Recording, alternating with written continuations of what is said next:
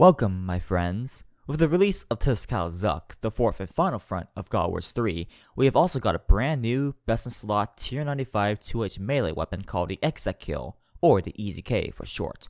For those not in the know, this weapon has two main parts to it, the EZK being an obsidian weapon, and a special attack. In this video, we will examine both of these parts, how they'll impact damage and performance, and how exactly they will change bosses going forward.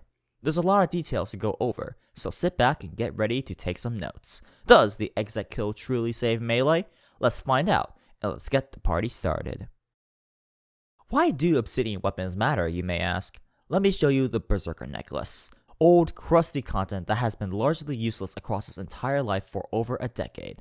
What it does is buffs your damage when using obsidian weapons by 5%. Considering obsidian weapons are literally just tier 60 weapons and you level past them incredibly quickly, these have little place anywhere. Unless you're some Tsar locked Iron Man weirdo or something, I don't know. But yeah, this thing was worthless, until now, as the EZK is an obsidian weapon. Suddenly, I can get 5% extra damage just from a cheap necklace, and all I need to do is give up my ELF. But before we get too excited, we need to compare the current best slot to see just how much of a boost this Berserker necklace can be. The Berserker necklace has a 30 strength bonus while the Essence of Finality, or ELF, is 59. And now we come to the first caveat. That drop in strength bonus already shrinks the gap between Berserker necklace and ELF, turning it into a 3% damage boost compared to ELF. Now for full context, I'm using full best in slot everything with Cinderbane gloves and laceration boots, along with your general best in slot perks. It is possible if there are minor differences in numbers going forward if you have different bonuses in armor and stuff like that, but that's not a terribly big deal. This is a best in slot weapon, we're gonna treat it as such. That doesn't seem too bad, but wait, there's more. There are even more caveats to this damage boost that unfortunately sink it even further. For one, this does not boost bleeds like Dismember and Slaughter, so ELF is strictly better for those abilities, no questions asked. When you want to use those abilities, you will still swap to your Master Spear of Annihilation and ELF for maximum damage. Second off, you obviously lose the Protection Prayer and Soul Split bonuses from ELF, so if you are doing a hard boss that hits hard like high range Telos, I would absolutely not use this at all. Thirdly, there's the elephant in the room where we also have to compare this weapon to Terrasol Maul. To vastly simplify things, Terrasol Maul is considered around tier 97 damage because its 12.5% damage boost is applied after strength bonus and the like, meaning that the more flat strength bonus you stack from like Power Armor and Berserker Aura, the stronger Terrasol Maul's boost becomes, relatively speaking. Without those strength bonuses, it's effectively less than tier 97. With that in mind, comparing EZK with Berserker Necklace against Terrasol Maul with ELF, the effective gap between Berserker Necklace and ELF drops from around 3% to around 1.3% to 1.5%. Ouch. And last off, this is an additive boost, meaning when you stack it with other damage boosts like Berserk, Dragon Battle Axe, and Havoc or Smash from Gloves of Passage, it's not quite as good compared to multiplicative boosts. Although on that note, the Zero's Godsword spec, or ZGS, is multiplicative, so that won't have as much of a problem and why it's excluded in the above calculations. Regardless, this also hurts the overall value of the Berserker necklace, where once you start adding one of those boosts, the Berserker necklace gets even worse. Just activating Berserk, for example, drops a 3% boost comparing just Berserker necklace with ELF to a paltry 0.5% boost, and if you were compared against Terrasol Maul with ELF, you would actually do 1% less damage than Terrasol Maul. Although Berserk is the harshest drop, both Dragon Battle Axe and Gloves of Passage also drop the relative effectiveness of Berserker Necklace. Long story short, as you can see from the table on screen, the more of these boosts you stack, the worse Berserker Necklace seems to be. It's not all bad though. We have one piece of good news. At first glance, you may think this makes dual wield abilities unboosted because, well, you're not using EZK. Here's the thing, that's not entirely true, and here's why. There's actually a way to boost these dual wield abilities with a Berserker necklace. Long story short, you can stall your dual wield ability, swap to your EZK, then release it. You'll be casting said dual wield ability over your EZK, getting that Berserker necklace boost just like that. And yes, if you cast Hurricane with Length Swords, you still keep the unlinked cooldowns between Hurricane and Destroy while still benefiting from the Berserker necklace. The only ability this doesn't work for is Destroy, because you can't stall and release channels with a different weapon. The Monkey's Paw curls once again, however. These dual wield boosts require precise rotations that allow for such stalling. If you're doing something like Assault with EZK then immediately use something like Decimate, you can't exactly stall that Decimate and instead either have to take that lower damage with Berserker necklace, or make sure you are on top of everything and swap to your ELF for that dual wield ability, or you create a completely different rotation where you can instead use Cleave or Sever and rearrange abilities as needed. Naturally, this means it's a lot less flexible than normal, and that adds a lot more micromanaging for that minor boost. If you want that Berserker necklace boost, you're also the type of person to make sure you aren't losing any drop of damage, like I am. But alright, that seems like such try-hard minor boosts to just stall like that. What does this mean for the average player who's just gotta camp it? In short, using an EZK with a Berserker necklace is already worth it if you just absolutely need that extra bit of damage. 3% at most in the best case scenario is not very compelling if it means giving up EOF bonuses, and I can't blame people for skipping out on this, especially considering the lower boosts when you start adding in other buffs like Berserk. Only use a Berserker necklace if you think you can get away with using it, and more importantly, if you're comfortable with the rapid amounts of switching required to really take full advantage. Speaking for myself here, I'm sure if I dedicate enough time to get used to the switches, I could eventually switch between these necklaces a lot, and the Berserker necklace will get some use. Maybe I'll even get real good with it and just accept that marginal increase even if it's not that much. But when I gave it a shot, it was very much not noticeable in terms of damage and became a lot more difficult to manage. And since I'm very confident in saying that the average player would never bother, this cool part of the EZK is unfortunately going to fade into obscurity because of giving up EOF bonuses and requiring a lot more necklace switching to even completely benefit from the Berserker necklace. Which is a bit of a shame because if there had been a bigger boost, this would have been a really interesting thing to camp for the average player that's not just an EOF. Alas, it was not meant to be, and something I found to be very marginal in practice. You can skip this. The second part of the EZK is a special attack, and this is an interesting one. This special attack does an initial hit of 62% to 190%, then it inflicts a bleed that does 30% to 105% per hit 6 times. There's a 60-second cooldown and it costs 50% adrenaline. For every hit, the damage is multiplied by 5%, so the second hit becomes a 31.5% to 110% hit, but the sixth hit, the final one, is a 38% to 134% hit, so on and so forth. This can be overridden by someone else using a spec of their own, so in a group encounter you better not have 2 people using it at the same time. It works like existing bleeds like Dismember and Fragmentation Shot, so whatever you roll initially is what you get, save for that exponential 5% increase. Here's the fun part. You aren't limited to 6 bleed hits here. You can extend the spec up to a maximum of 14 bleed hits. Here's how that works. First off, you can immediately extend it by 3 hits by throwing the EZK inside an EOF and then casting it within a Masterwork Spear of Annihilation for 9 hits right off the bat. Second off, while the EZK bleed is going, you can extend it by using either a bleed or burn ability up to 5 times. On a slight tangent, you might be aware of a new burn type as a bleed or whatever recently discussed by JMods. In the future, there will actually be a delineation between bleeds, burns, and damage over time abilities to open up space to build out effects and debuffs. Bleeds are basically as you know them now, like Dismember, Slaughter, Fragmentation Shots. For burns, the only one that exists is Combust, both from the ability itself and from a Dragon Rider amulet proc. And for damage over time abilities, Corruption Shot and Blast will actually be considered damage over time from here on out, and these do not extend EZK spec at all. Greater Barge channels are also damage over time, for the record. This will likely be fleshed out in the future in tooltips revised, but for now all you really need to know is that Corruption will not work to extend the EZK spec, and that is 100% intentional, for better and for worse. Anyway, with that in mind, combining both the initial hit with 14 bleed hits, the spec can do 649% to 2,247% damage. And the cherry on top, Gloves of Passage are insane and can also buff the damage of bleeds by 20% for 10 seconds after using Havoc and Smash, on top of that 10% damage boost to your next hit. Naturally, this also extends to EZK spec. If you somehow manage to always upkeep the passive buff for the entire duration, the damage will now do 766% to 2,658% damage. It's not always possible to upkeep the passive buff, so expect the damage to be slightly lower than that maximum. Regardless, when you have the spec up, make sure you're using Havoc or Smash as much as possible to boost the power. When we are testing the sword out later on, I will be making sure the passive buff is up as much as possible. Also, you can use it with Ingenuity of Humans to apply off-style, similar to how Melee and Magic can use the Saragabo or SGV spec off-style. As long as the initial hit lands, you will get the bleed effect, so ranged and Magic can probably find an excuse to apply this amidst their infinite adrenaline sources.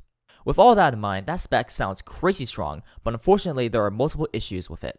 For one, Melee currently has a really bad adrenaline problem. You simply cannot fit in Berserk and this spec on top of ZZ spec, maybe Link spec, and also with this update Overpower.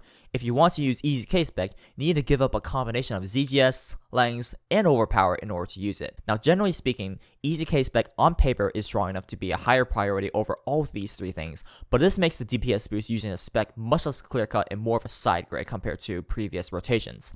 Second off, solo extending all 5 extra hits is very difficult and incredibly precise. Normally, if you're solo and using an EZK, which is already a huge ask, you can only solo extend 4 hits. Your third dismember is just barely too late before the EZK spec wears off. Instead, you have to stall the EZK spec, then release it 1 tick before using Dismember. Then you need to immediately use Dismember literally on the tick it comes back off cooldown. You can't use an ability and have Dismember be available for even 1 extra tick longer. If you just use non-channels, that will happen and you are immediately locked out of all 5 hits. To properly time it, use 1 and only 1 full channel in between all the dismembers. This lasts just enough time to where you can use Dismember immediately after it comes off cooldown both times for the full extension. If you think this is annoying, well it is. You have to completely change your rotation and what abilities can do because of the time is required, which can be bad. It's far more reasonable to expect 4 extra hits with more flexibility in rotations. Thankfully, 3 to 4 extra hits are still strong enough as is, but getting all 5 will require some crazy planning.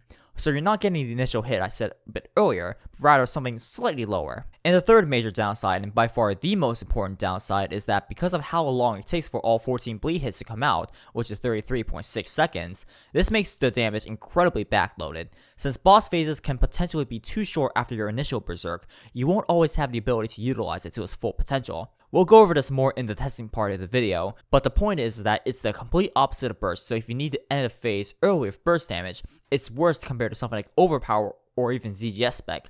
So even if you had the adrenaline to stack everything else, EZK itself may not even contribute to that much damage. And funnily enough, the faster we can kill bosses with future power creep, the less valuable EZK becomes because of shorter phases, which is a little interesting. So yeah, there's a ton to the special attack, both good and bad.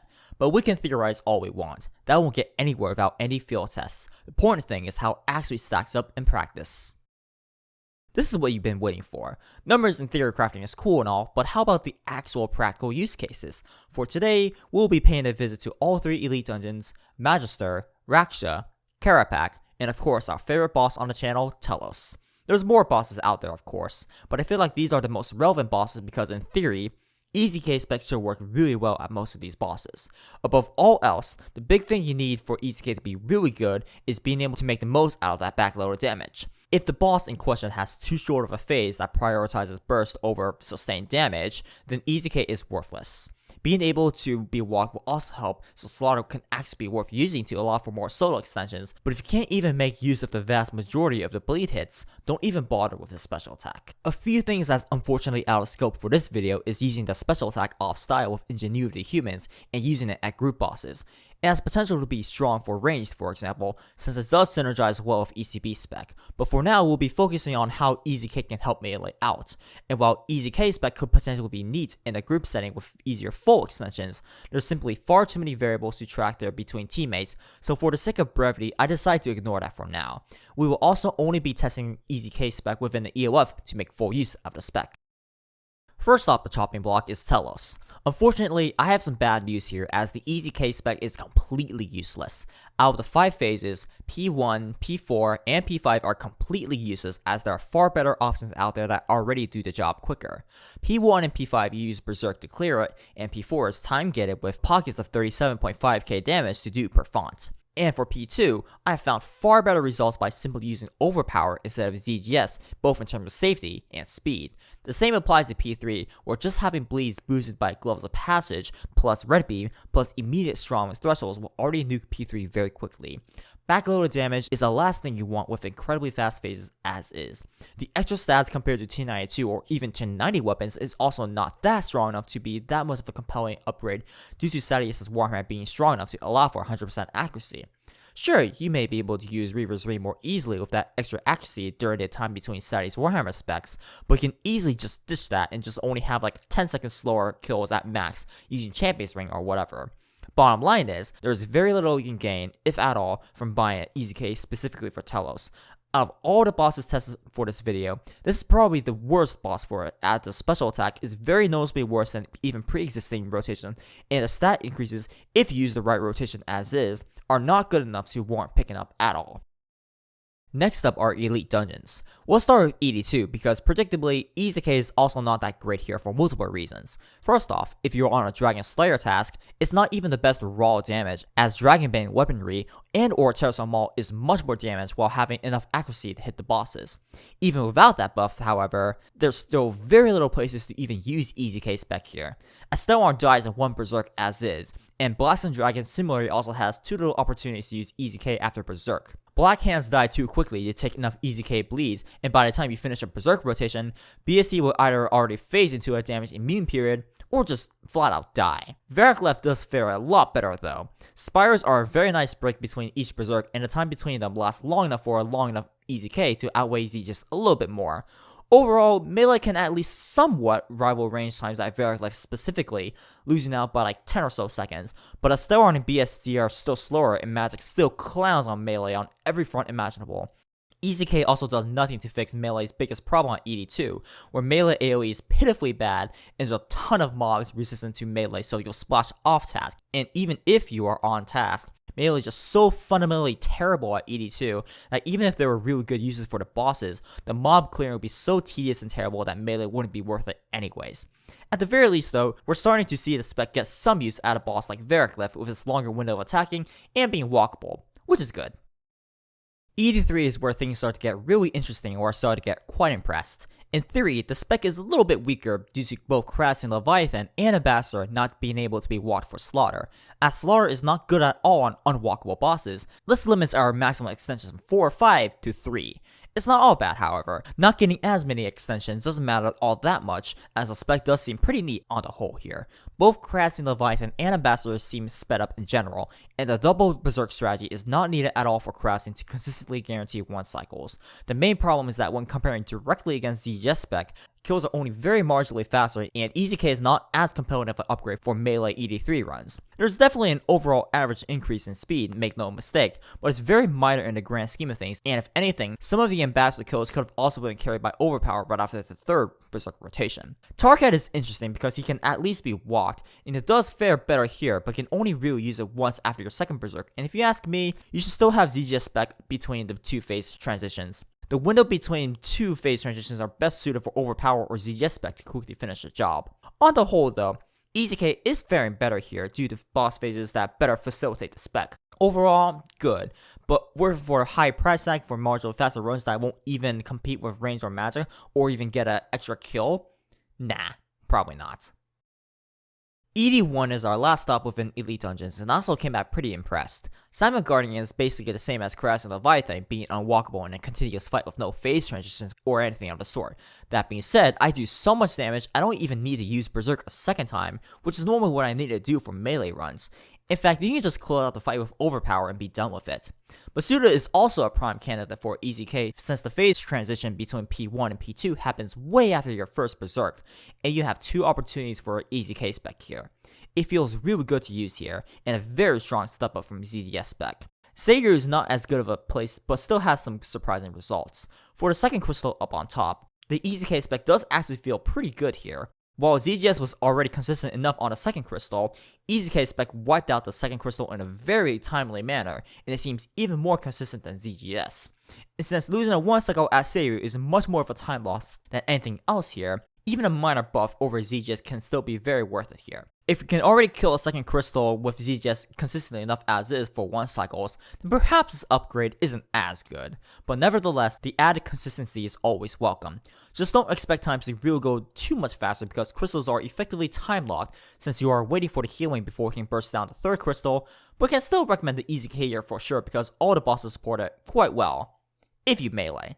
Once again, EZK is still not strong enough to give melee any edge over range or magic at Elite Dungeons, even if melee is overall stronger than before.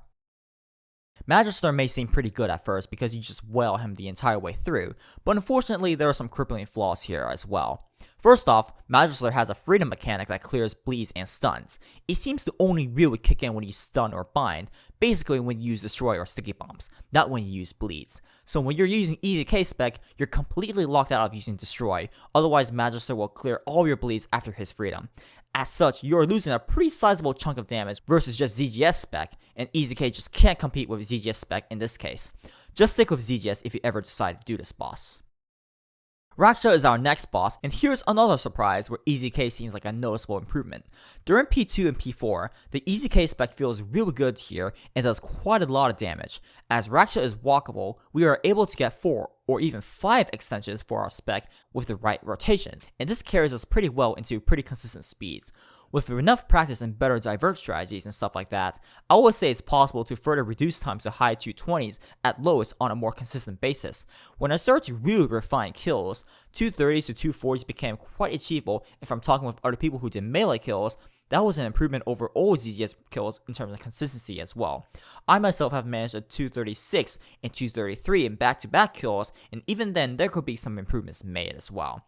Unfortunately, once again, this is nowhere near ranged or magic speed still, and loses out by over 20 or 30 seconds per kill. But regardless, melee still wins from the spec, just once again not enough to overtake ranged or magic.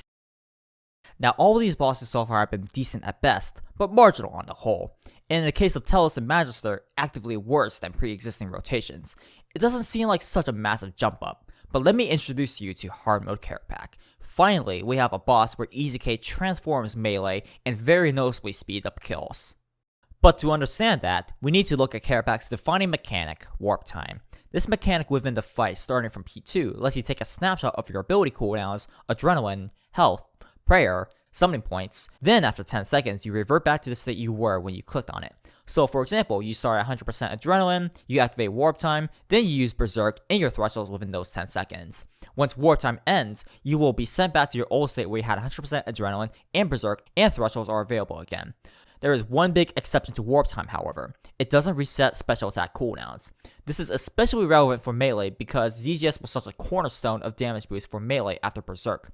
Since we couldn't always use ZGS on time for every single phase, this means we cannot do enough damage to skip one of Kerapac's mechanics, Lightning Walls, which covers the entire arena with lightning and can really destroy DPS as phasing into another phase of lightning up is basically instant death. Enter the EZK. To get around these cooldown problems, we can simply alternate between both EZK and ZGS spec for P1 to P3. On P1, after our Berserk, we can instantly use EZK and phase him into P2. Then after P2, because EZK is just barely not available with like 5 or more seconds on cooldown, we can use ZGS spec after Berserk and get our lightning skip on P2 that way. Then when P3 rolls around, we just repeat P1 again. Kerapac is unique among all these tests outside Target, where EZK does not replace ZGS, but rather they complement each other, covering the phases where they're not available. On the flip side, neither ZGS nor EZK gets any use on P4, with Overpower actually taking center stage after all the clones die. But that's okay because EZK is still so integral for melee Kerapac kills to skip lightning. If you don't have EZK, your chances of skipping lightning shrinks considerably, as the alternative is ZGS P1 and P3 with Overpower P2, which is noticeably weaker than using EZK spec. Skips are possible without EZK, no doubt, but nowhere near as consistent, so using EZK is overall a huge boost to kills per hour for melee. While warp time does allow for insane berserk rotations and therefore could skew some results from here, Kerapac is the perfect showcase for the potential EZK can deliver. As stated before, the main condition that makes EZK spec good is being able to attack the boss for a long time. Kerapac has very little periods of time where you're sitting there doing nothing, and when you're able to use EZK, it deletes their respective phases with no hassle whatsoever. I have done a ton of Kerapac with EZK, and I can tell you that the hardest skips are of ZGS P2, while EZK on P1 and P3 is so incredibly consistent, which proves that when you can use EZK, it's stronger than ZGS. And while EZK spec is yet another adrenaline sink, imagine getting even more adrenaline out of nowhere from some update with the ability to use Berserk, EZK, and Overpower all in one rotation. Maybe even adding in ZGS again. That'll push up melee quite a lot, and that sounds quite fun to me. Either way, magic is still superior to melee by being 20 to 30 seconds quicker on average. However, this is where melee actually gets a pretty noticeable win in actually being competitive with ranged, while also being debatably easier to pull off with little RNG to rotations compared to ranged, which relies more on Ruby and Hydrix procs and adapting on the fly depending on those procs. Of course, your mileage may vary there, but melee does feel really good to use here right now due to EZK, so if you had a choice between melee and ranged here, I would actually go with melee. I personally managed a 328 kill along with multiple low 330s with video, and for comparison's sake, the record before the Greta Rickson nerf was 321. This is something to definitely watch out for in the future. Now, there's a lot of other bosses I haven't tested, but I mentally ruled out for the most part due to various phases that negates a lot of EZK's damage, or melee just being clearly a terrible place to use, like 82 was. We'll go over a quick list right now. Keep in mind that this is mostly conjecture, but should be reasonable enough to get my points across. First up would be the group bosses: Rise of the Six or Rots, Virago, next Angel of Death or AOD, Solak, and Raids. Rots is obviously very terrible due to spec being 1v1 focused and barely doing anything against a singular brother anyways, and you got 6 other dudes to do. And not to mention, if you're soloing, you can't really fight Aram, so do not bother with EZK or melee here at all. Virago in a duo is bursted down way too quickly with Berserk to make full use of EZK. Maybe in a solo on P5 it could be more neat, but having specs that just instantly no damage like Team Split does massively reduce DPS windows. Not to mention, we also have to talk about another downside of EZK in that your Bleeds and Havoc or Smash actually have to hit to apply extensions or the passage buff. Since Virago is still the tankiest boss in the game and you still don't have 100% accuracy even with our fancy tier 95 weaponry, even if you magically had the DPS window to get the full special attack, you may still splash your other Bleeds and Havoc or Smash and not get EZK's full potential out there anyway. As such, other things like Overpower may still be superior there due to that ability's higher inherent accuracy for being an ultimate. That being said, this still isn't completely explored as there could be some good use for EZK for solo kills, alternating between Berserk and EZK. That remains to be seen though, and they'll still be worse than ranged or magic. AOD is the same deal as Virago in that she's bursted down way too quickly for EZK to do its work, where a fight is basically just like Berserk, phase transitions, and pillars that die pretty quickly. I will not buy an EZK for AOD at all. Solak is the one exception that I think could be quite decent. From P1 to P3, I can actually see a melee user get some use out of EZK spec over ZGS. On P1, you'll be able to do more damage than ZGS before you hit the LP cap for root skips, allowing you to get on roots quicker and more easily. For P2 and P3, you could do some more damage more easily with it, allowing you to hit certain DPS goals that ZGS spec would probably have some trouble with. Although it does raise another problem that can only have one person apply EZK spec because it lasts for so long. So if you have multiple melee users, you need to designate one person to use EZK, one person to use ZGS, and the rest of the melee users to just use Overpower after their Berserker runs out. A reminder that the ZGS bleed is a huge chunk of that spec, not just the 25% extra damage, so you want to divide up who gets what spec or ability if you are running multiple melee users. But still, unfortunately, not as good as range or magic. It's not enough to push it over the edge. Raids are interesting because on paper it seems pretty okay because just like Solak, you'll be able to attack things for a very long time. But in a 10-man encounter, there's a non-trivial chance you may have someone else who also has an EZK, and since raids are raids and people won't be coordinated well, yeah, I think you might know how that goes. Not to mention that because loot is time locked anyways, there's not much reason to perform better anyways. And even if you do care about speed, Yakamaru in particular dies so quickly you won't even be able to use EZK. And for Beastmaster, well, he hurts a lot and EZK won't really fix Melee's big problem there, but I guess you can use it there. Moving on to other solo bosses, Raksha will basically be a no-go for EZK spec. For casual use, applying the spec and then instantly getting wrecked by webs or mirror backs is not my idea of fun. Not to mention that from a meta standpoint, EZK is barely an increase over ZGS on path 1. At most, EZK could potentially be a little bit more helpful for P2, but otherwise it's not that great. So I wouldn't really recommend using here at all. Not to mention that from a meta rotation standpoint, EZK is barely an increase over ZGS on P2 for path 1, then you Berserk P3, in the ideal world you either bring range for P4 or you just ZGS again, and that's still better than EZK with faster possible damage and better burst, you know? At most, EZK could potentially be a little bit more helpful for P2, but otherwise not that great.